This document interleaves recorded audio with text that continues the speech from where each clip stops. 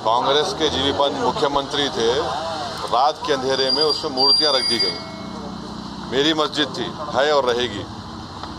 उन्होंने मूर्तियां नहीं निकाले और फिर वहाँ पे कलेक्टर थे जिनका नाम था नायर साहब मस्जिद बंद करा के वहाँ पर पूजा शुरू कर दिए और 1950s में नायर साहब जनसंघ के पहले मेंबर ऑफ पार्लियामेंट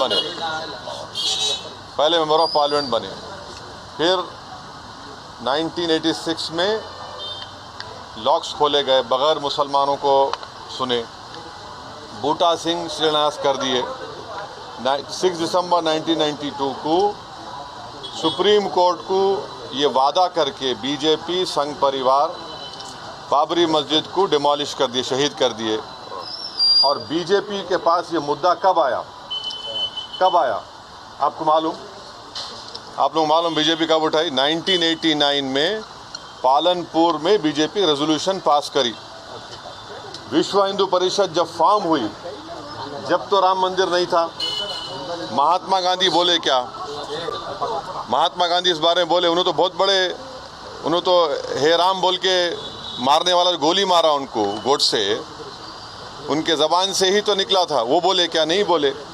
तो ये पूरा एक सिस्टमेटिक तरीक़े से भारत के मुसलमानों से ये बाबरी मस्जिद को छीन लिया गया। सुप्रीम कोर्ट का यकीनन फ़ैसला है। सुप्रीम कोर्ट हमारे मुल्क की आखिरी एपेक्स कोर्ट है। टाइटल सूट था, तो टाइटल सूट में सुप्रीम कोर्ट ने ये कह दिया कि फेथ की बुनियाद पर हम ये जगह मुसलमानों को नहीं दे सकते।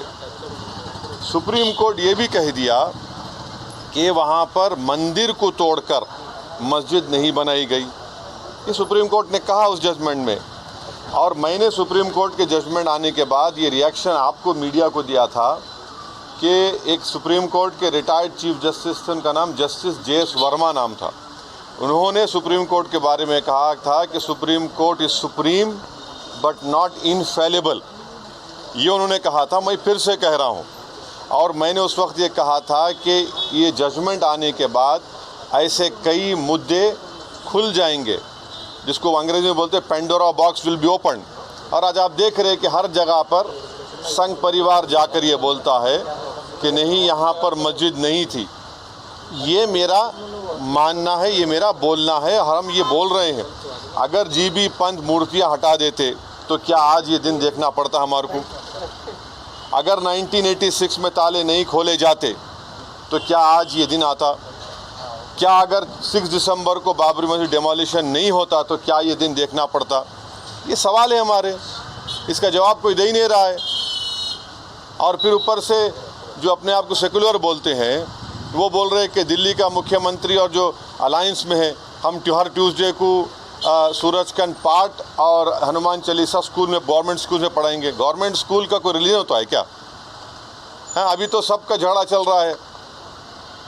क्या झगड़ा है ये? झगड़ा क्या है? अगर मोदी नहीं रहते तो हम भी चले जाते। हम उन सब से पूछ रहे कि बताओ, ये जो मैं बातें कर रहा हूँ, 3 इम्पॉर्टेंट इंसिडेंट्स बोल रहा हूँ। जीबी पंत जब चीफ मिनिस्टर थे 1986, 6 दिसंबर 1992, इस पर क्या बोलना है आप लोगों का? बोलो। कोई नहीं बोलता। इसलिए नहीं बोलता क्योंकि सबको मेजॉरिटी कम्युनिटी के वोट्स को हासिल करने का झगड़ा है। और नरेंद्र मोदी ये काम करके मेजॉरिटी वोट्स को कंसोलिडेट करना चाहते हैं और इससे एक पैगाम दे रहे हैं भारत के मुसलमानों के कि आपका भारत की पॉलिटिक्स में आपका क्या मुकाम है, आपकी प्लेस क्या है, ये बताया जा रहा है।